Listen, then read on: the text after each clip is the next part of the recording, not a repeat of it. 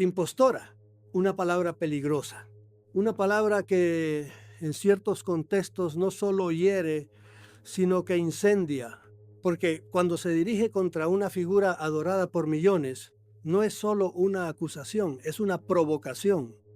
Y en este caso, no se trata de una persona, ni de un político, ni de una ideología. Aquí, impostora apunta directamente a la imagen más sagrada de todo un país, la Virgen de Guadalupe. Este video comienza por donde más duele, con la posibilidad nunca dicha en voz alta, pero susurrada en ciertos círculos, de que la imagen que define la espiritualidad y la identidad mexicana pueda no ser lo que se ha dicho durante siglos.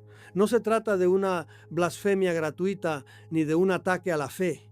Se trata de una pregunta que, si tuviera fundamento, removería los cimientos simbólicos no solo de la Iglesia en América, sino de todo un imaginario colectivo. Porque la Virgen de Guadalupe no es solo un símbolo religioso, es un símbolo político, social, histórico, es patria, es consuelo, es bandera, es madre.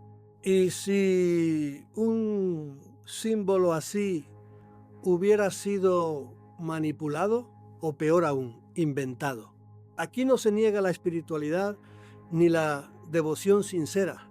Lo que se pone sobre la mesa es una idea incómoda, la posibilidad de que en los momentos más estratégicos de la historia ciertos poderes hayan utilizado la fe del pueblo como herramienta de control, de sustitución o de legitimación. Y si eso fuera así, entonces la historia de la Virgen del Tepeyac no sería una revelación sobrenatural, sino una operación de ingeniería espiritual. Y esto no es una teoría moderna. Desde hace siglos han existido voces, teólogos, historiadores, incluso miembros del clero, que han sugerido que la historia de Juan Diego, la tilma y las flores podría no haber ocurrido exactamente como se ha contado. Algunos han propuesto que el relato fue construido con el tiempo como una forma de facilitar la evangelización. Otros han ido más lejos, señalando que la Virgen de Guadalupe podría ser una versión adaptada, una cristianización de deidades indígenas anteriores, con un nuevo rostro y nuevo relato, pero cumpliendo el mismo rol emocional. Amigos míos, eso no es una tontería, eso es dinamita cultural. Porque si esto fuera verdad, no estaríamos hablando simplemente de una imagen. Estaríamos hablando de un reemplazo simbólico de proporciones colosales, una sustitución estratégica de lo sagrado. Y como veremos a lo largo de este vídeo, ese tipo de maniobras no serían una excepción en la historia de las religiones, sino una práctica común y profundamente eficaz. Pero cuidado, esto que voy a decir ahora puede molestar a algunos. No todo lo que mueve masas es verdadero. Y no todo lo verdadero necesita ser multitudinario. Lo que aquí se propone es observar, sin fanatismo ni cinismo, con la mirada crítica de quien ha estado dentro y fuera de los muros eclesiásticos, que los símbolos religiosos no solo nacen de lo alto, a veces también nacen de muy abajo, de despachos, de intereses, de decisiones políticas cuidadosamente diseñadas. Créame usted, si quiere, cuando una figura espiritual se convierte en una herramienta de unidad nacional, de legitimación imperial o de absorción cultural, ya no estamos en el terreno de la fe pura, estamos en el terreno del poder. Y esa es la pregunta que abre este video. Y si la imagen más sagrada de México no fue dada, sino fabricada, no para engañar, sino para gobernar, no para amar al pueblo, sino para apaciguarlo, ¿estamos ante una aparición divina o ante una sustitución de símbolos perfectamente ejecutada? No lo sé, y no voy a responderlo aquí. Pero lo que sí sé es esto: cuando una palabra como impostora flota sobre un símbolo como la Virgen de Guadalupe, ya no estamos hablando de religión, estamos hablando de historia, de psicología colectiva y de una herida que nadie se atreve a mirar de frente. Bienvenidos al misterio, pero esta vez no el misterio celestial, sino el misterio de cómo se fabrica la fe. Durante siglos se ha repetido casi como una fórmula sagrada que la imagen de la Virgen de Guadalupe no fue pintada por manos humanas, que apareció de manera milagrosa como un regalo divino a un pueblo recién conquistado para confirmar que la fe cristiana venía con el aval del cielo. Pero aquí es donde surge la pregunta que incomoda, la que no se hace en voz alta en los templos ni en las peregrinaciones, pero que flota entre los pasillos de los archivos y las bibliotecas. ¿Y si esa imagen fue creada por el hombre no como una burla, no como una trampa, sino como un recurso, una estrategia cuidadosamente ejecutada para provocar devoción, unir identidades dispersas y consolidar una conquista no solo territorial, sino espiritual? La sola idea de que la tilma pudiera ser una obra humana y no un milagro puede parecer escandalosa, y sin embargo tiene implicaciones más profundas de lo que parece. No estamos hablando solo de un cambio en el relato, estamos hablando de una reorganización completa del sentido que le hemos dado a lo sagrado, porque si aquello que se presenta como irrefutablemente divino fue en realidad el resultado de una decisión humana, política, artística, ideológica, entonces muchas otras cosas deben replantearse. La pregunta no es solo es verdadera, sino por qué se necesitó que pareciera verdadera de esa manera. Esta duda no es nueva y los documentos históricos lo demuestran. La imagen no fue mencionada en los registros oficiales durante décadas después de su supuesta aparición. Las primeras descripciones detalladas, los relatos sobre Juan Diego y el milagro de las flores, surgen en un contexto donde la Iglesia necesitaba afianzar su dominio simbólico. No bastaba con imponer ritos y catecismos. Era necesario crear una figura que funcionara como puente entre el mundo indígena y el mundo católico. Y qué mejor que una madre de rostro mestizo, aparecida en un cerro ya sagrado, que ofreciera consuelo, protección y sentido a un pueblo fracturado. La técnica artística, los pigmentos utilizados, los trazos que algunos aseguran ver en la imagen, todo esto ha sido motivo de estudios, hipótesis y controversias.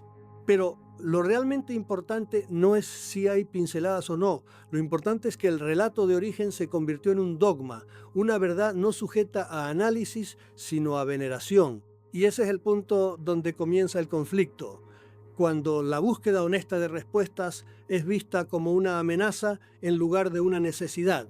No nos engañemos. La historia de la religión está llena de construcciones simbólicas que se presentan como hechos sobrenaturales. Reliquias, apariciones, milagros, todos ellos han sido usados y muchas veces manipulados para sostener estructuras de poder. Eso no niega la espiritualidad, pero sí obliga a distinguir entre la experiencia interior y la narrativa oficial. Y cuando la narrativa oficial no admite preguntas, lo que se está defendiendo ya no es la fe, sino el control. Hay quien dirá que da igual si la imagen fue pintada por un ángel o por un artista anónimo, que lo importante es lo que representa para millones de personas y en cierto sentido no les falta razón. Pero también es cierto que la devoción auténtica solo puede crecer sobre una base de verdad. Y si esa verdad ha sido maquillada, manipulada o construida con fines ajenos al alma del pueblo, entonces hay algo que debe ser revisado, no para destruir la fe, sino para liberarla de sus cadenas. Porque si la imagen fue un instrumento de evangelización fabricado para cumplir una función política, entonces lo que se venera no es solo una figura celestial, sino una estrategia, y eso, nos guste o no, transforma profundamente nuestra forma de entender lo sagrado. No se trata de negar, se trata de mirar con otros ojos, de atreverse a pensar que incluso en lo más santo puede haber intervención humana, no para desacralizar, sino para comprender, porque solo comprendiendo lo que se nos ha impuesto, podemos empezar a distinguir entre lo que sentimos y lo que nos hicieron creer. Uno de los errores más ingenuos al estudiar la historia de la evangelización en América es pensar que se trató simplemente de imponer una religión sobre otra. Lo que ocurrió fue mucho más sofisticado, más sutil, más psicológico. En lugar de destruir los símbolos sagrados de los pueblos originarios, los nuevos conquistadores los sustituyeron, no con violencia directa, sino con inteligencia estratégica. Donde antes había una divinidad femenina poderosa, apareció otra. Donde antes había un cerro sagrado, se construyó una nueva historia. El caso del Tepeyac es uno de los ejemplos más claros y más incómodos de este mecanismo. En ese lugar, mucho antes de que nadie hablara de Juan Diego, ya se rendía culto a Tonantzin, la madre tierra, la diosa protectora de la vida. El Tepeyac no era cualquier monte, era un centro espiritual ancestral. ¿Y qué ocurrió? En ese mismo sitio aparece de pronto una nueva madre con otro nombre, otra iconografía, otro discurso, pero cumpliendo el mismo papel emocional: consolar, proteger, unificar. Esto no es una coincidencia, es una estrategia. Y no solo ocurrió en México. En toda América, los evangelizadores más perspicaces entendieron que lo más efectivo no era borrar, sino resignificar. Tomar lo que ya tenía fuerza simbólica y envolverlo con nuevos significados, nuevos relatos, nuevos ritos. De ese modo, el pueblo no percibe una ruptura, sino una continuidad. Cree que sigue venerando a su madre antigua, aunque ahora tenga rostro cristiano. Y así, la conquista del alma se vuelve más eficaz que la conquista militar. Porque no se impone por la fuerza, sino por la emoción. Este patrón es universal. Se ha visto en Europa cuando las iglesias cristianas se erigieron sobre antiguos santuarios paganos. Se ha visto en Asia, en África, en todos los rincones donde una religión ha buscado reemplazar otra. La diferencia es que en el caso de América, el proceso fue tan rápido y tan profundo que muchas de sus consecuencias aún no han sido procesadas.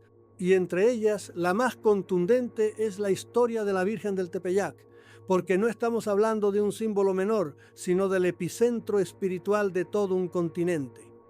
Una figura que ha sido usada para unir, para bendecir guerras, para justificar procesos, para sostener gobiernos. Una figura que, si se analiza con rigor histórico, parece haber sido colocada allí con una precisión quirúrgica.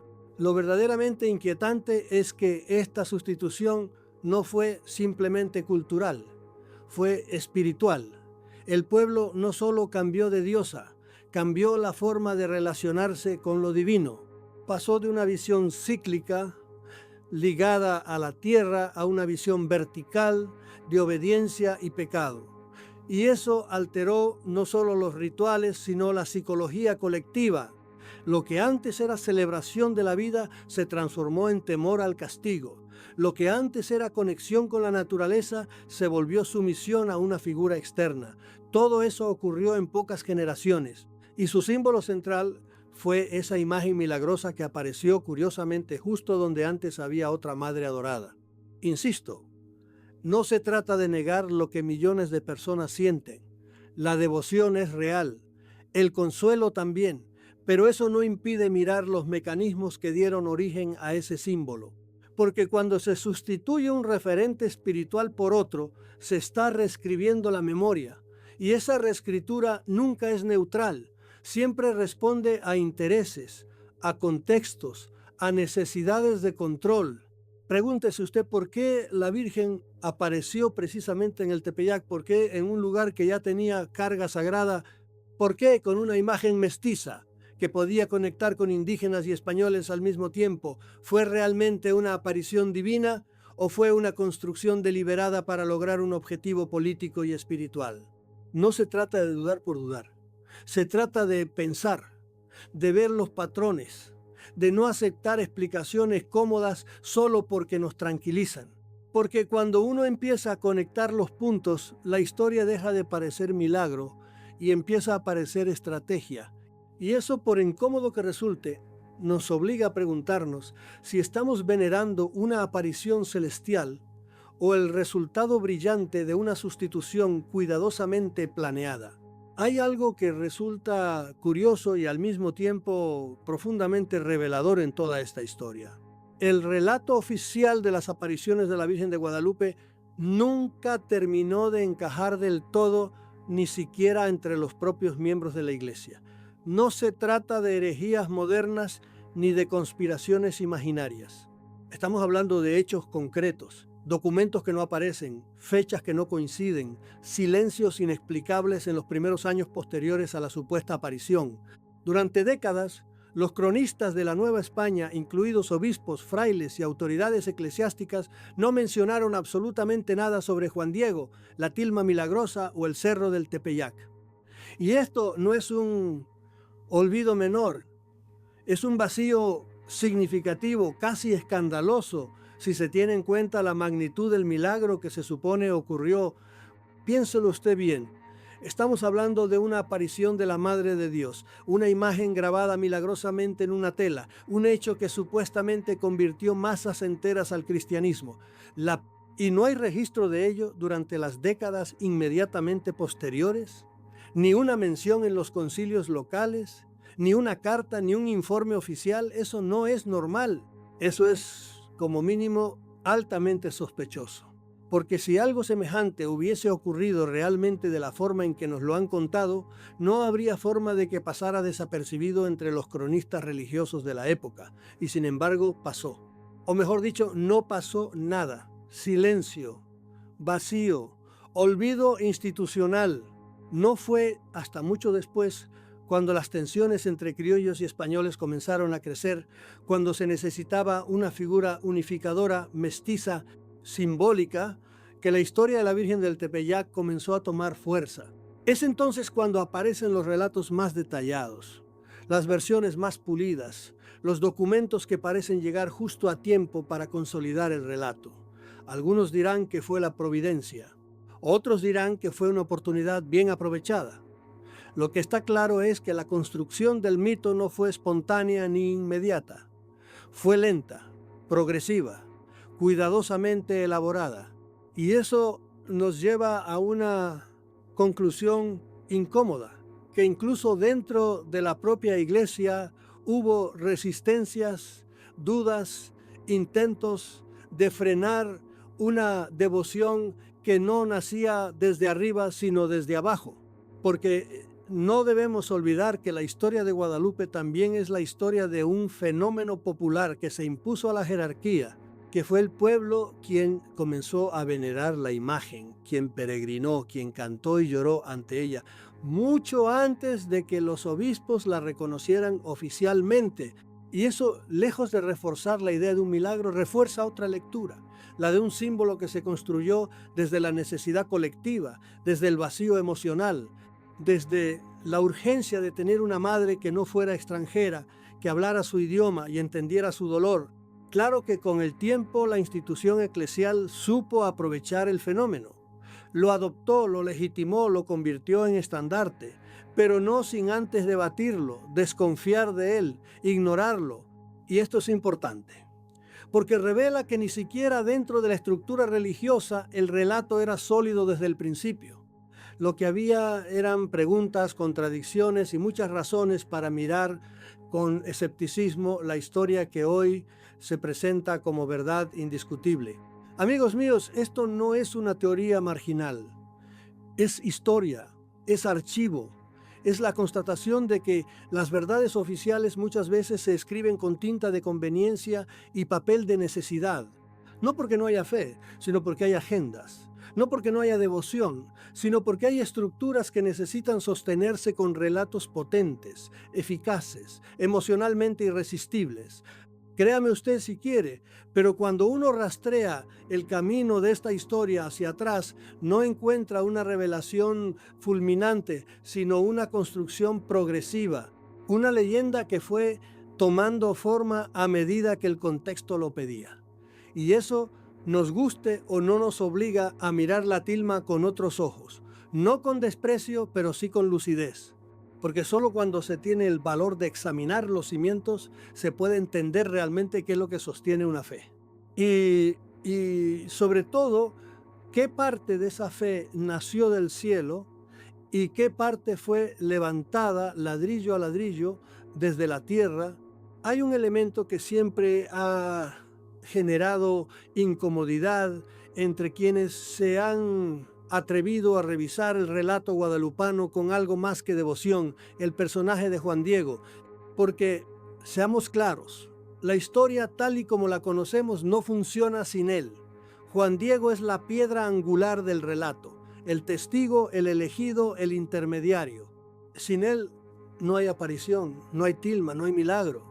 Y sin embargo, durante siglos nadie en la iglesia hablaba de él. Su figura no aparece en los documentos oficiales del siglo XVI. Ningún obispo de la época lo menciona. Ninguna carta, ningún acta, ninguna crónica lo describe. Es como si el personaje central de la historia hubiera sido olvidado o tal vez inventado. Esta ausencia no es un detalle menor, es una grieta profunda en el relato, porque si Juan Diego no existió, entonces todo el relato se tambalea, y es aquí donde la historia se pone aún más extraña. Cuando en el siglo XX comenzó a tomar fuerza la presión popular para canonizar a Juan Diego, no fueron pocos los historiadores católicos, sí, católicos que alzaron la voz para decir no hay pruebas suficientes. Algunos llegaron incluso a hablar de una figura literaria, inventada para articular un relato que ya circulaba entre el pueblo, y sin embargo la canonización siguió adelante, no por evidencia histórica, sino por necesidad simbólica. El pueblo necesitaba un santo indígena, la historia necesitaba un rostro y la devoción un ancla humana. Y así Juan Diego se convirtió en santo, a pesar de que su existencia sigue siendo un misterio sin resolver. Pero la cosa no queda ahí, porque mientras la iglesia canonizaba a un personaje dudoso, había otro personaje real, comprobado, documentado, que nunca encajó del todo en el relato oficial, Fray Juan de Zumárraga, primer obispo de la Nueva España, figura clave de la evangelización, hombre letrado, con formación teológica, con contacto directo con la corona española. Y sin embargo, si uno revisa sus escritos, sus cartas, sus actas, no hay una sola mención al milagro del Tepeyac, nada sobre la tilma, nada sobre Juan Diego, nada sobre la imagen que según la historia posterior habría recibido de manos del indígena en un momento de éxtasis sobrenatural. ¿Cómo se explica eso? La respuesta más lógica y también la más incómoda es que el relato no existía aún, que todo eso que se nos ha contado ocurrió después, que se construyó a partir de tradiciones orales, necesidades pastorales, tensiones políticas y deseos populares, y que una vez consolidado fue rellenando huecos, inventando personajes, encajando fechas y nombres, hasta convertirse en lo que hoy conocemos como la historia de la Virgen de Guadalupe. Y por supuesto, una vez que la narrativa se hizo oficial, ya no hubo vuelta atrás. Juan Diego se convirtió en emblema, en rostro, en santo, y cualquier duda sobre su existencia pasó a ser considerada irreverencia, cuando no herejía. Pero cuidado, no estamos hablando aquí de atacar la fe, estamos hablando de revisar las bases históricas de un relato profundamente influyente, de reconocer que la construcción de los mitos religiosos muchas veces responde a procesos sociales, culturales y políticos que nada tienen que ver con lo sobrenatural, y que esos procesos, cuando se estudian con honestidad, nos revelan más sobre el poder que sobre Dios. No nos engañemos. La fe necesita símbolos, pero también necesita verdad.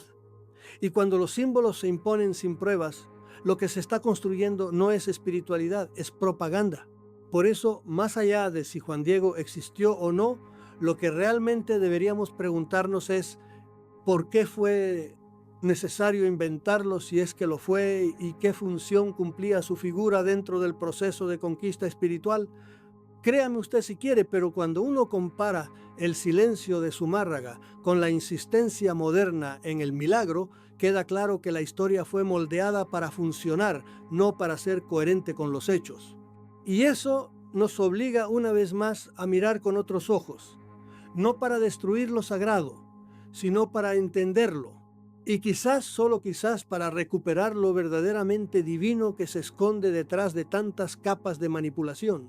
Hay un momento, y esto ocurre en muchas tradiciones religiosas, en que el símbolo deja de ser contemplado como un enigma y empieza a ser usado como una herramienta.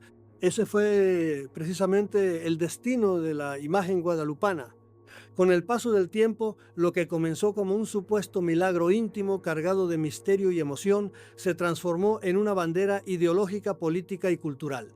La Virgen de Guadalupe dejó de ser solo una figura espiritual para convertirse en la madre de una nación, en el rostro de una identidad mestiza, en la patrona de causas tan dispares como la independencia, la revolución o incluso campañas electorales. Y esto, amigos míos, cambia completamente el significado del fenómeno.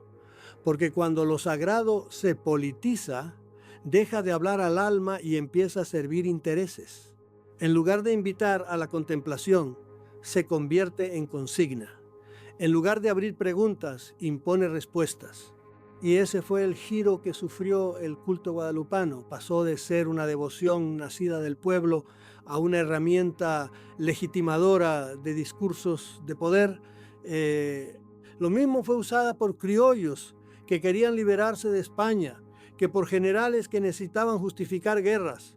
Lo mismo adornó las armas de insurgentes que las proclamas de obispos. Y en ese proceso, la imagen fue perdiendo su dimensión de misterio para volverse instrumento de identidad nacional. Pero cuidado, esto no fue un fenómeno espontáneo, fue planificado, fue cultivado desde los altares y desde los palacios. Porque pocos símbolos en la historia de América han sido tan eficaces, tan profundamente arraigados en el imaginario colectivo como la Virgen del Tepeyac. No era necesario explicar nada. Bastaba mostrar su imagen para despertar emoción, obediencia, pertenencia. Esa eficacia simbólica fue lo que la convirtió en una figura útil para todos los proyectos de poder. Y cuando un símbolo espiritual se vuelve útil, empieza a deformarse, porque el uso político de lo sagrado no es inocente. Se manipula la fe para sostener estructuras, se edita el relato para ajustarlo a las necesidades del momento, se entrena a la población para que reaccione ante la imagen con una mezcla de devoción y obediencia. Y el resultado es una fe que no reflexiona, sino que repite lo aprendido sin cuestionarlo. Una espiritualidad reducida a símbolo de pertenencia. Soy guadalupano, dicen muchos. Pero cuando se les pregunta por qué creen, por qué veneran esa imagen en particular, las respuestas suelen ser vagas. Tradición, costumbre, cultura, no misterio, no búsqueda, no experiencia interior. Y ahí está el problema. Porque cuando un símbolo se vuelve tan grande, tan omnipresente, tan inatacable, deja de permitir el pensamiento, se vuelve dogma cultural, se protege como se protege una bandera. Y cualquier intento de revisar su historia, de preguntar por sus orígenes, de analizar sus usos, se percibe como una amenaza, como una blasfemia, como una traición a la patria, no al evangelio, a la patria. Porque no nos engañemos, el guadalupanismo moderno no es tanto una devoción religiosa como un fenómeno identitario nacional, y eso lo hace aún más difícil de cuestionar. Créame usted si quiere, pero cuando uno observa cómo ha sido usada esta imagen a lo largo de los siglos, lo que encuentra no es una línea recta de fe, sino una curva llena de apropiaciones, reinterpretaciones y manipulaciones. Se ha vestido con distintos trajes según la época, se le han dado distintos significados, se le han pedido favores opuestos, se le ha invocado en nombre de Dios y también en nombre del poder. Y aquí está lo verdaderamente preocupante. Cuando el símbolo se vuelve incuestionable, deja de ser símbolo y se convierte en ídolo. Y eso, desde la perspectiva espiritual, es una trampa peligrosa. Porque la espiritualidad auténtica siempre invita a la transformación interior, no al conformismo colectivo.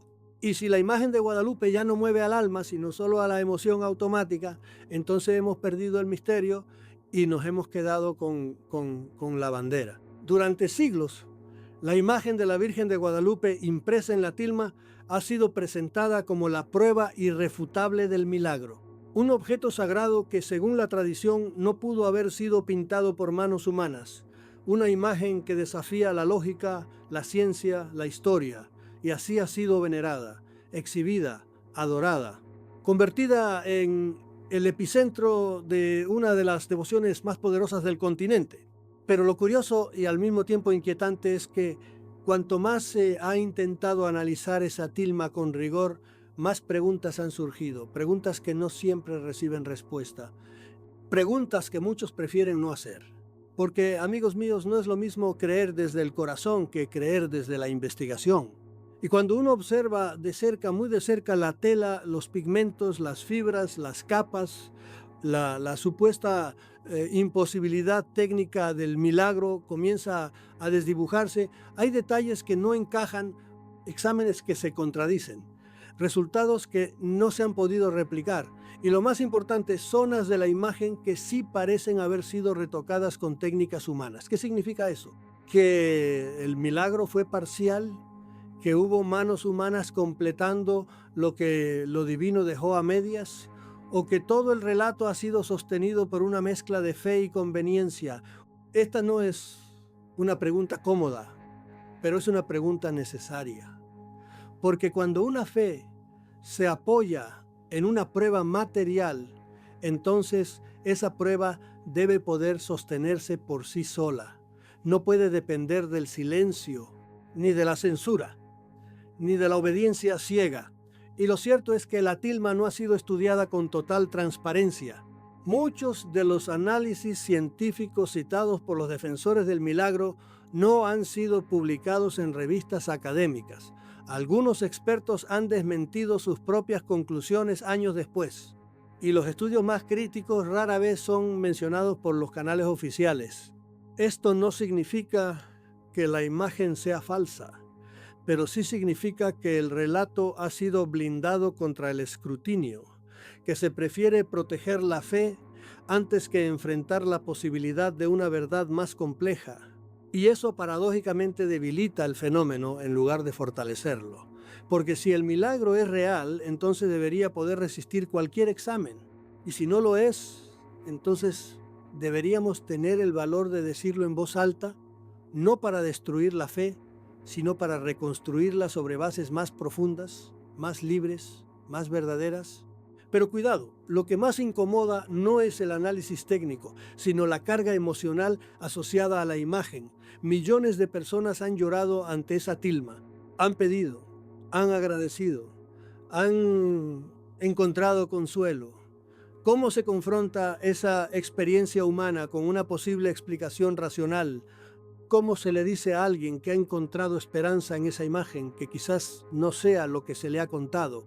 Esa es la verdadera dificultad. No se trata solo de ciencia, se trata de emociones, de identidad, de memoria colectiva. Y sin embargo, no debemos caer en el chantaje emocional. La verdad, si es verdadera, debe poder convivir con la emoción. Una fe madura no necesita pruebas materiales para sostenerse, pero tampoco necesita esconderse detrás de ellas. Por eso, la tilma no debería ser un escudo, debería ser una invitación a mirar más allá, a pensar, a preguntarse qué hay detrás de esa imagen. ¿Es un milagro? ¿Es una obra humana? ¿Es ambas cosas a la vez? Créame usted si quiere, pero yo siempre he dicho que lo verdaderamente sagrado no teme a las preguntas. Lo que teme a las preguntas es el poder, el control, la manipulación. Y si el culto guadalupano ha evitado durante siglos una revisión crítica de su símbolo central, entonces no estamos frente a un milagro, sino frente a una construcción cuidadosamente protegida. La pregunta no es si la tilma es falsa o verdadera. La pregunta es, ¿por qué nos han impedido pensar libremente sobre ella? Una de las características más reveladoras de los relatos que se convierten en dogma cultural es que están llenos de detalles que nadie se detiene a examinar. Se repiten una y otra vez, se celebran, se cantan, se imprimen en estampas, pero si uno pregunta de dónde salieron, quién los registró, cuándo aparecieron por primera vez, el silencio es la única respuesta. Y el caso de la Virgen de Guadalupe no es la excepción. Todo el mundo habla de la tilma, del Cerro del Tepeyac, del milagro de las flores, de las apariciones, pero muy pocos saben que muchos de estos elementos no aparecen en las fuentes contemporáneas del siglo XVI. sino en relatos escritos muchos años, a veces siglos después. Piense usted, por ejemplo, en la imagen impresa de la Virgen. Se dice que es inexplicable, que los científicos no logran entender cómo se plasmó, que la fibra debería haberse desintegrado hace siglos, que los ojos reflejan figuras humanas. Pero, ¿de dónde salen exactamente esas afirmaciones? ¿Qué estudios las respaldan? ¿Quién los realizó y bajo qué condiciones? En muchos casos se citan documentos no verificables, investigadores sin publicaciones reconocidas o simplemente frases hechas que se repiten en homilías, programas religiosos o artículos devocionales, pero que carecen de una base rigurosa. Es como si todo el relato flotara en el aire, sostenido más por la repetición que por la evidencia. Y esto no es un accidente, es parte del funcionamiento de los relatos sagrados cuando pasan a formar parte de la identidad de un pueblo. Ya no se analizan, se asumen. Se vuelven incuestionables no porque nadie tenga dudas, sino porque las dudas están prohibidas. Casi nadie sabe, por ejemplo, que el relato más detallado de las apariciones, el famoso Nican Mopohua, fue escrito más de un siglo después de los hechos por un autor anónimo. Ni que la primera imagen que muestra a Juan Diego extendiendo la tilma con la Virgen impresa no aparece hasta mucho tiempo después del supuesto milagro. Ni que los obispos de la época, los mismos que supuestamente fueron testigos del suceso, no dejaron ninguna constancia escrita sobre el hecho más extraordinario de sus vidas. Y sin embargo todo se sigue repitiendo con total naturalidad, como si esos huecos no existieran, como si las omisiones históricas fueran irrelevantes, como si la verdad no necesitara fundamento, sino solo difusión. Y eso es profundamente revelador, porque muestra que no estamos ante un relato que se sostiene por lo que ocurrió, sino por lo que se necesita que haya ocurrido. Lo que importa no es tanto la veracidad, sino la utilidad simbólica. Si la gente cree, si se conmueve, si se siente protegida por la Virgen, entonces todo lo demás se vuelve accesorio, incluso la verdad. Pero cuidado, esto no es una crítica a la fe, es una crítica al uso que se hace de ella, porque cuando se repiten detalles que nadie puede demostrar, se construye una espiritualidad sin raíces, una devoción que emociona pero no transforma, una historia bella pero vacía de preguntas. Y eso en el fondo es lo contrario de la búsqueda espiritual auténtica, porque el verdadero misterio no se repite sin pensar, se contempla, se interroga, se atraviesa con humildad y con dudas. Créame usted si quiere, pero yo siempre he dicho que lo sagrado de verdad no se impone, se revela en el silencio, en la experiencia, no en los folletos. Y por eso cuando un relato necesita ser repetido palabra por palabra, generación tras generación, sin dejar espacio para la crítica, lo que estamos viendo no es un milagro, sino una liturgia del poder. La pregunta entonces no es si los detalles del relato guadalupano son ciertos o no. La pregunta es por qué nos han acostumbrado a repetirlos sin saber de dónde vienen. Hay algo que siempre me ha llamado poderosamente la atención cuando se analizan fenómenos como el de la Virgen de Guadalupe: la ausencia de testigos clave. Porque una cosa es que el pueblo sencillo, los fieles de a pie, se conmuevan con el relato y lo adopten como parte de su identidad. Y otra muy distinta es que aquellos que estaban en el centro mismo del poder eclesiástico y político de la época guarden silencio absoluto sobre los hechos más extraordinarios que se les atribuyen.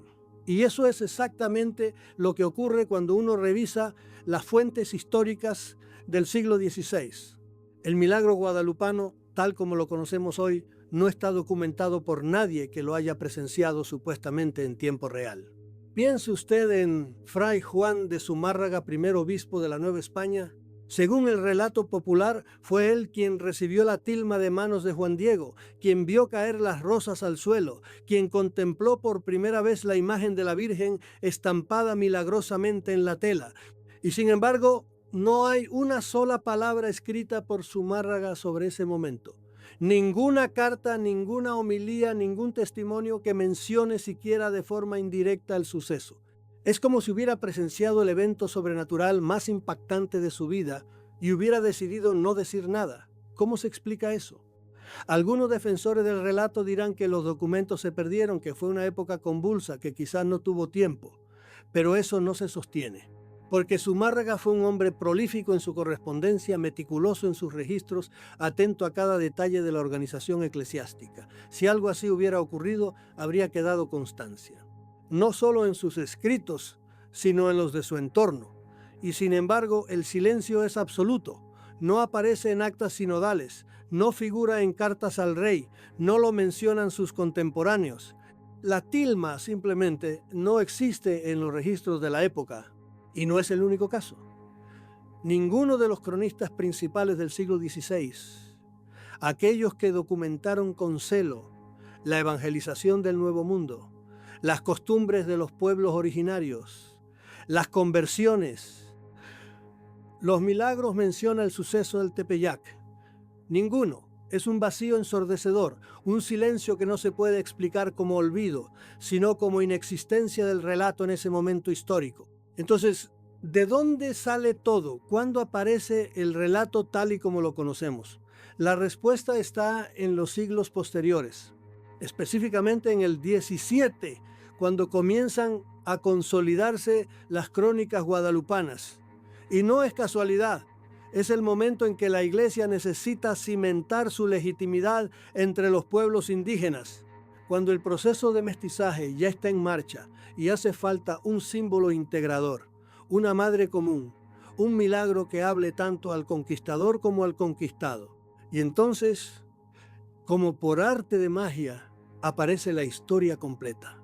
Juan Diego, la tilma, las rosas, el cerro, el obispo, todo armado, todo narrado con detalle, todo funcionando como una maquinaria perfectamente diseñada para emocionar. Pero cuidado, no se trata de negar la experiencia de millones de personas, se trata de preguntar por los orígenes del relato, de entender por qué los testigos clave no hablaron, o mejor dicho, por qué no existía aún nada de lo que se les atribuye haber presenciado. Y eso cambia todo. Porque si la historia fue construida a posteriori, entonces no estamos ante un testimonio, sino ante una estrategia. Créame usted si quiere, pero yo siempre he dicho que los silencios dicen tanto como las palabras. Y en el caso guadalupano, el silencio de los testigos originales pesa más que 1000 sermones. No es que se hayan callado, es que no había aún nada que decir. Hay un detalle que suele pasar desapercibido entre las masas devotas, pero que para quien observa con atención resulta desconcertante. Me refiero al caso de Juan Diego, el santo indígena, el vidente, el elegido. Aquel a quien, según el relato, se le apareció la Virgen en el cerro del Tepeyac. Su imagen está en estampas, en vitrales, en esculturas, en estampados de camisetas. Se le ha canonizado, se le celebra con misas multitudinarias y su nombre forma parte ya del panteón oficial de la Iglesia. Pero cuando uno se hace la pregunta más simple, ¿dónde están sus restos?, la respuesta es tan confusa como inquietante. Porque, amigos míos, lo normal cuando se canoniza a un santo es que sus restos se conserven, se veneran, se protegen como reliquias de incalculable valor espiritual. Hay basílicas enteras levantadas sobre los huesos de mártires. Hay tumbas sagradas que atraen millones de peregrinos. Pero en el caso de Juan Diego, no hay cuerpo, no hay tumba verificada, no hay reliquia auténtica, nada. Solo una tradición oral que ubica sus restos en la antigua parroquia de Tulpetlac y una lápida moderna instalada siglos después, sin documentos, sin arqueología, sin pruebas. ¿Cómo se explica esta ausencia? ¿Cómo es posible que el hombre al que se le atribuye uno de los milagros más grandes del continente no haya dejado ni una huella material? ¿Por qué durante siglos nadie habló de su tumba? ¿Por qué no existen registros de su entierro? ¿Por qué ningún obispo, cronista o misionero escribió sobre su muerte, sobre su sepultura, sobre su legado físico? La respuesta, aunque incómoda, es bastante clara, porque su figura fue construida a posteriori como parte del relato institucional. Juan Diego no fue canonizado por los testimonios de su época, sino por la necesidad de dar rostro humano a una devoción popular que crecía sin control, una devoción que necesitaba legitimación, un rostro mestizo que pudiera unir al México criollo con el México indígena, un santo hecho a medida, un símbolo eficaz, pero símbolo al fin, y como ocurre muchas veces con los símbolos, su corporeidad es lo de menos. Créame usted si quiere, pero lo que molesta no es la devoción a Juan Diego, sino la falta de coherencia histórica que rodea su figura, porque si de verdad existió y si de verdad fue protagonista del milagro, entonces debería haber rastros, huesos, cartas, al menos una tumba verificable. Pero no los hay, solo narraciones escritas mucho tiempo después con un propósito claro, darle cuerpo a una historia que aún no lo tenía. Esto no lo encontrará usted en los libros oficiales. Allí todo está ordenado, limpio, claro. El indio Juan Diego habla con la Virgen, va con el obispo, muestra la tilma y después vive piadosamente hasta su muerte. Un cuento perfecto. Pero la historia de la Real rara vez es perfecta. La historia deja rastros, deja pruebas, deja contradicciones. Y en el caso de Juan Diego lo que deja es un vacío. Un vacío que se ha llenado con fe, con emoción, con necesidad colectiva, pero no con evidencia. No nos engañemos. La ausencia del cuerpo de Juan Diego no invalida la fe de millones, pero sí plantea una pregunta incómoda para quienes insisten en convertir el relato guadalupano en historia oficial. Porque si el vidente fue real, ¿dónde está? Y si no está, ¿por qué seguimos hablando de él como si fuera un personaje históricamente confirmado?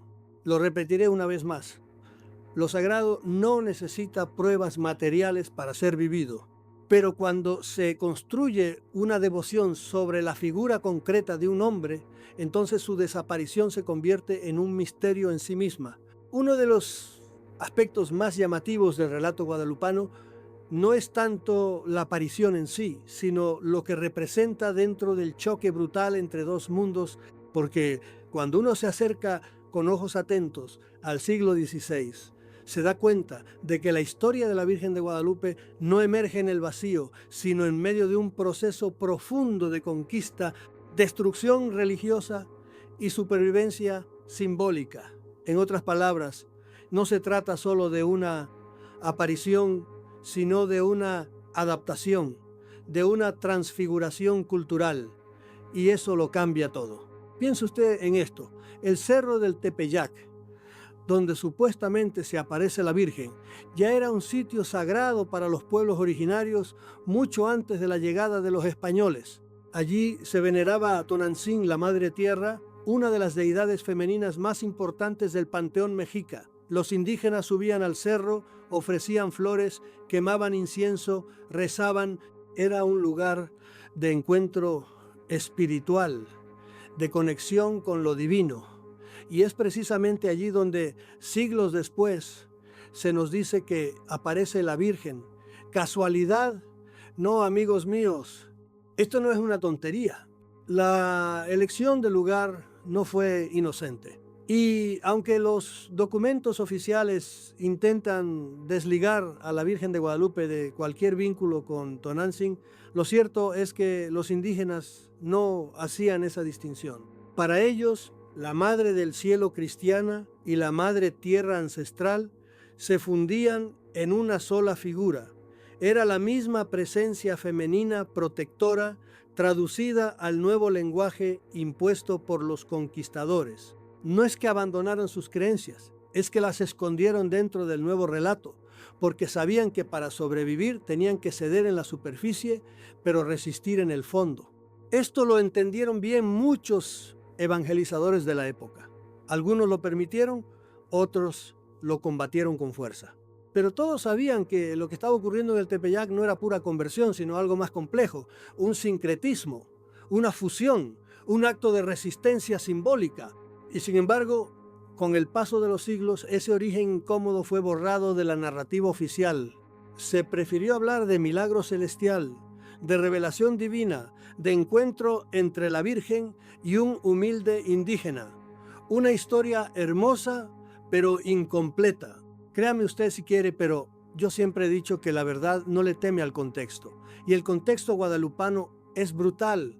Una cultura arrasada, un pueblo humillado, una fe impuesta por la espada. En ese escenario, la aparición de una virgen con rostro moreno que habla en náhuatl y que pide construir un templo en el mismo cerro de Tonantzin no es solo un acto espiritual, es un gesto político, es una respuesta simbólica al trauma de la conquista. Esto es muy importante porque transforma nuestra comprensión del fenómeno, nos obliga a ver que más allá de la fe o el escepticismo, la historia de Guadalupe es también la historia de cómo un pueblo logró preservar su alma bajo un nuevo ropaje, cómo los símbolos antiguos se disfrazaron de cristianismo para seguir latiendo, cómo la madre tierra se convirtió en virgen morena y cómo en ese gesto los vencidos encontraron una forma de no desaparecer.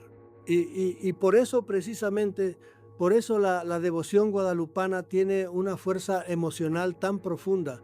No solo es religiosa, es histórica, es ancestral, es la expresión de una identidad que se niega a morir, una identidad que aún entre ruinas supo reconfigurarse, resistir y renacer. La pregunta entonces no es si la Virgen de Guadalupe se apareció o no. La pregunta es, ¿por qué eligió aparecer justo donde ya se veneraba a otra madre? Y más aún, ¿por qué la Iglesia se ha esforzado tanto en ocultar ese detalle? Hay momentos en la historia en los que un relato deja de ser solo una historia y se convierte en algo mucho más grande, en identidad, en símbolo colectivo, en cimiento emocional de un pueblo entero. Eso es lo que ha ocurrido con el fenómeno guadalupano. La Virgen de Guadalupe, más que una aparición, más que una figura religiosa, se ha convertido en la madre simbólica de todo un país. Y no porque lo dijera Roma, ni porque lo definiera algún dogma, sino porque el pueblo ese, que muchas veces no tiene voz ni poder, decidió que así fuera. Esto es muy importante, porque explica por qué, a pesar de todas las dudas históricas, de los silencios documentales, de las inconsistencias narrativas, la devoción a la Virgen de Guadalupe no solo sobrevive, sino que crece, y lo hace porque no depende de pruebas, ni de cuerpos, ni de archivos. Depende de algo mucho más fuerte, la necesidad colectiva de tener una madre que escuche, que abrace, que no juzgue. En un país marcado por la violencia, la desigualdad, la corrupción, el abandono, esa figura materna se vuelve no solo espiritual, sino necesaria. Piense usted en esto. Hay mexicanos que no creen en la Iglesia, que critican al clero, que desconfían del Vaticano, pero que siguen encendiendo veladoras a la Virgen de Guadalupe. ¿Cómo se explica eso? Porque no la perciben como parte del poder eclesiástico, sino como una madre cercana, una figura protectora que está por encima de las jerarquías y los templos. Es un símbolo emocional profundamente arraigado. Y eso tiene una fuerza que ningún argumento histórico puede romper. Y aquí viene lo realmente sorprendente. Esa transformación no fue espontánea. Fue cultivada, fortalecida, difundida desde el poder político. Desde los primeros gobiernos independientes hasta las revoluciones del siglo XX, la Virgen de Guadalupe fue utilizada una y otra vez como emblema de unidad nacional. Aparecía en estandartes de guerra, en proclamas libertarias, en discursos oficiales. Se le llamó Reina de México, Generala de los Ejércitos, Madre de la Patria. Y poco a poco su figura se desligó del relato original para convertirse en bandera. Pero cuidado, esto no significa que sea falsa, significa que fue redimensionada, ampliada, redefinida. El relato devocional se convirtió en mito fundacional. Y como ocurre con todo mito, lo importante no es si ocurrió exactamente como se cuenta, sino lo que simboliza para quienes lo repiten. La Virgen de Guadalupe dejó de ser solo la aparición en el Tepeyac para convertirse en el símbolo máximo de la mexicanidad. Está en los billetes, en los muros, en los taxis, en los altares familiares, en las marchas, en los sueños de los migrantes que cruzan desiertos con su imagen al cuello. Esto es profundamente revelador, porque demuestra cómo un relato, aunque lleno de lagunas, puede adquirir una dimensión emocional y cultural tan potente que se vuelve intocable. Intocable por la crítica, intocable por la razón, intocable incluso por la misma Iglesia, que muchas veces se ve obligada a adaptarse a lo que el pueblo ya ha decidido creer. La Virgen de Guadalupe no pertenece al Vaticano, pertenece a la gente. Y esa es una de las razones por las que su fuerza es tan difícil de explicar desde fuera. Créame usted si quiere, pero yo siempre he dicho que los símbolos más poderosos no son los que se imponen, sino los que nacen del dolor, de la necesidad, de la esperanza compartida. Y en ese sentido, Guadalupe ha sido para millones no solo una figura religiosa, sino un refugio, una certeza emocional en medio del caos. Una madre que acompaña cuando nadie más lo hace. Y por eso quizás su historia ha sido repetida tantas veces, con tantas versiones, con tantos silencios y adornos. Porque más allá de lo que ocurrió o no ocurrió en 1531, lo que importa es lo que su imagen representa para un pueblo entero que se siente herido, fragmentado y a veces sin rumbo.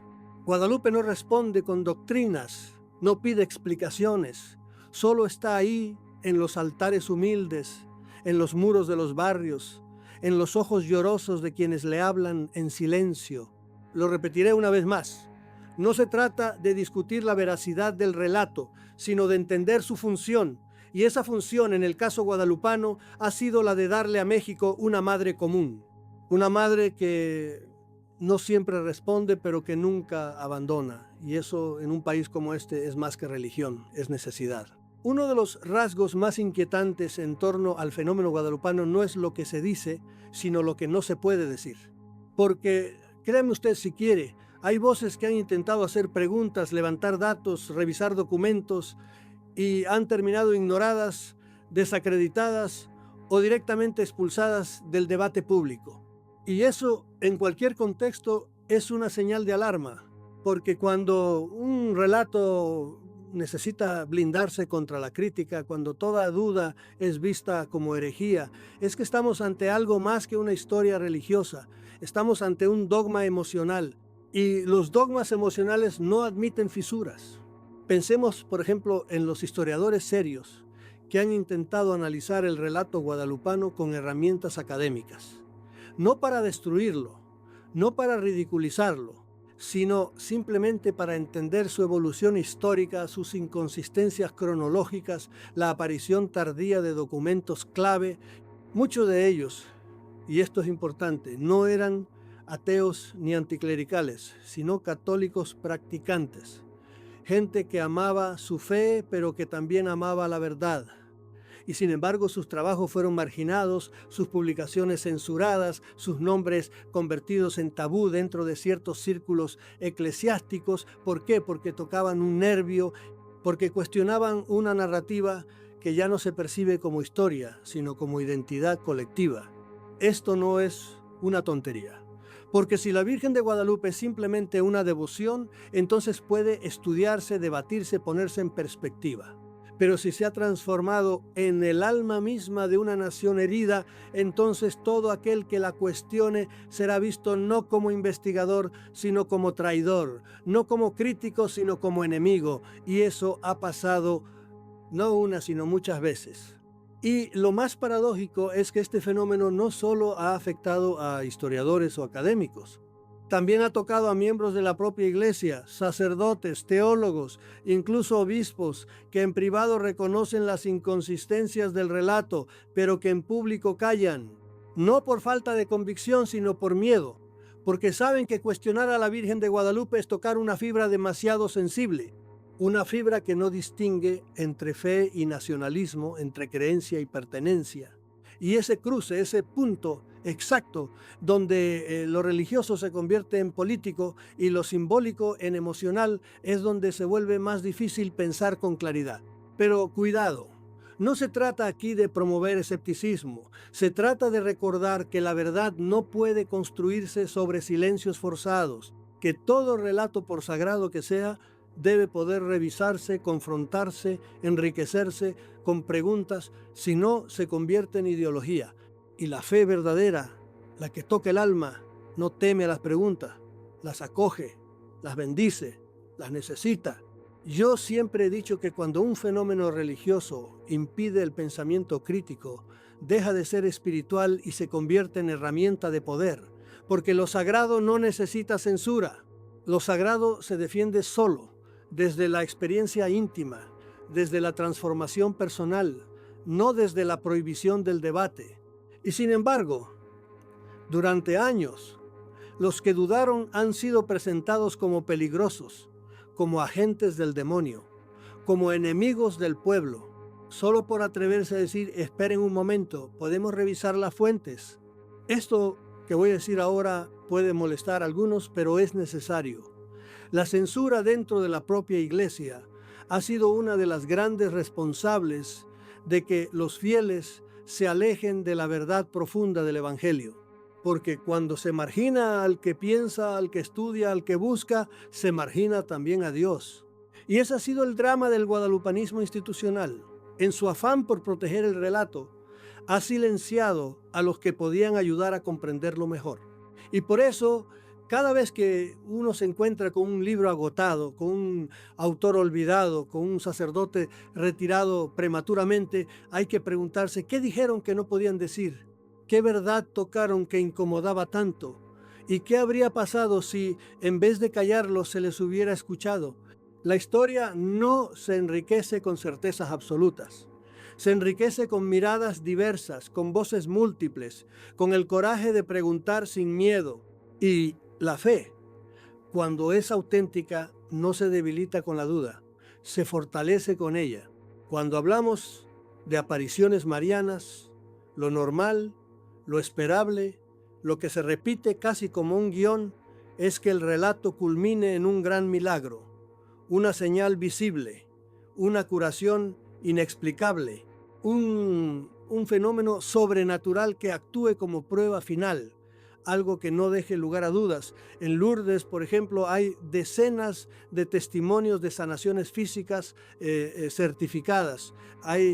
En Fátima se habló del milagro del sol, aquel fenómeno extraño que miles afirmaron haber presenciado al mismo tiempo, pero en el caso de Guadalupe, ese milagro contundente nunca llega.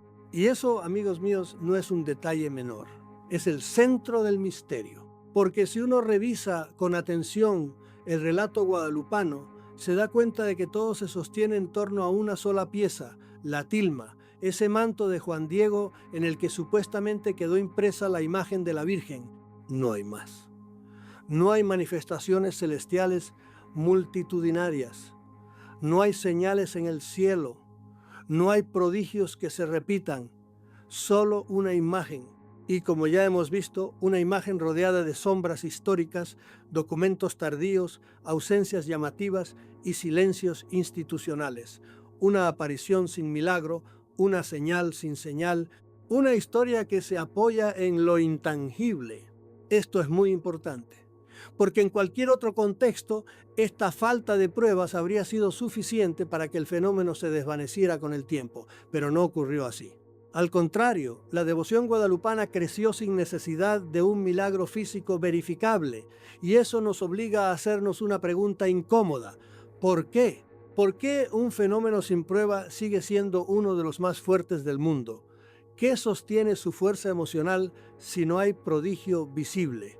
La respuesta no está en el cielo, sino en la tierra, porque lo que mantiene viva a la Virgen de Guadalupe no es un milagro, sino una necesidad colectiva, de consuelo, de pertenencia, de identidad. Es un símbolo que responde a una herida profunda, la de un pueblo que fue despojado de su cultura original, sometido por la espada, obligado a adoptar una nueva religión, una nueva lengua, una nueva visión del mundo. En ese contexto, la Virgen Morena aparece como puente, como consuelo, como promesa de que no todo fue perdido. Y eso explica también por qué no se necesita un milagro para seguir creyendo. Porque la fe en Guadalupe no se basa en lo extraordinario, sino en lo cotidiano, en el altar casero, en la veladora encendida, en la oración de la abuela, en la promesa hecha en silencio. Es una fe profundamente humana, tejida con hilos de dolor, esperanza y resignación. Una fe que no necesita justificación teológica ni respaldo científico, porque lo que busca no es convencer, sino acompañar. Yo siempre he dicho que el verdadero milagro no es el que rompe las leyes de la física, sino el que transforma el corazón humano. Y en ese sentido, quizás el fenómeno guadalupano sí tenga su milagro. El milagro de seguir vivo después de tantos siglos, de tantas dudas, de tanta confusión. El milagro de haberse convertido en madre de un pueblo, sin necesidad de pruebas, sin necesidad de documentos, sin necesidad de imponerse, porque nadie impone a una madre se siente o no se siente, y millones, créame usted si quiere, la sienten presente sin necesidad de verla. Pero cuidado, esto no debe impedirnos pensar, porque la ausencia de un milagro visible no exime al relato de ser examinado, de ser comprendido en su contexto histórico, de ser desmontado cuando hace falta y reconstruido cuando sea justo. La fe no es una excusa para abandonar el pensamiento. Al contrario, la fe madura se alimenta de preguntas, no de silencios. Y eso es lo que hace del fenómeno guadalupano algo tan particular, porque se sostiene sin lo que normalmente sostiene estos relatos. No hay secreto revelado, no hay profecía cumplida, no hay curación inexplicable. Solo hay una historia y un pueblo que decidió creerla, un pueblo que necesitaba creerla. Y en esa necesidad encontró su fuerza. Lo repetiré una vez más, no hay milagro visible en Guadalupe, pero hay algo más poderoso. Hay un símbolo que atraviesa generaciones, que consuela en la tragedia, que da sentido en medio del caos. Y a veces, solo a veces, eso es suficiente para mantener viva una fe. Después de todo lo dicho, después de recorrer la historia, las dudas, las contradicciones, los silencios, las creencias, uno se queda con una sensación difícil de ignorar. Quizá la historia de Guadalupe no fue escrita para complacer a los teólogos, ni para convencer a los escépticos, ni para resistir el microscopio de la crítica histórica. Quizá su sentido está en otra parte, en un plano más profundo, más íntimo, más humano.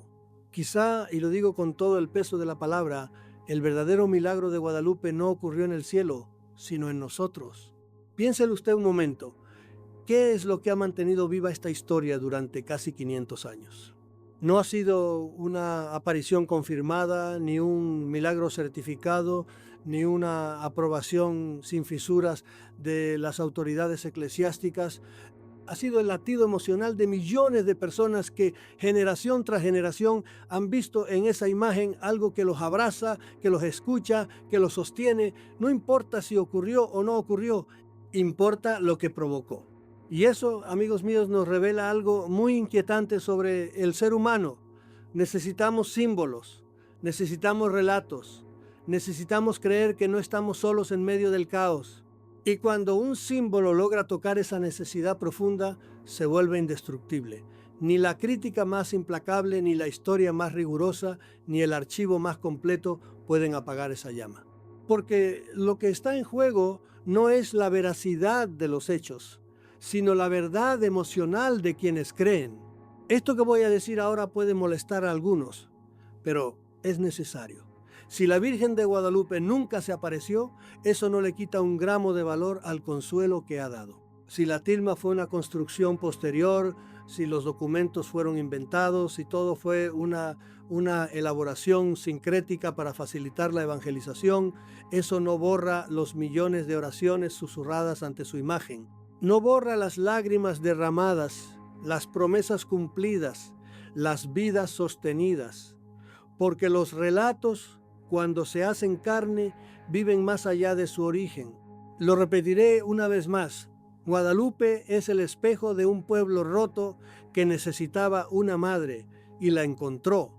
No importa si bajó del cielo o si fue construida desde la tierra, lo que importa es que está ahí, en las casas humildes, en los hospitales, en los altares improvisados, en las paredes de los migrantes, en el corazón de los que ya no creen en nada, pero siguen encendiendo una vela, porque ella es más que una figura religiosa.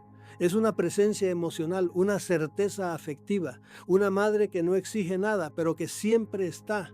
Y por eso quizás el mayor error ha sido intentar reducir este fenómeno a un sí o un no, a un pasó o no pasó. Porque lo verdaderamente importante no es si se apareció, lo importante es lo que dice de nosotros el hecho de que sigamos repitiendo esa historia.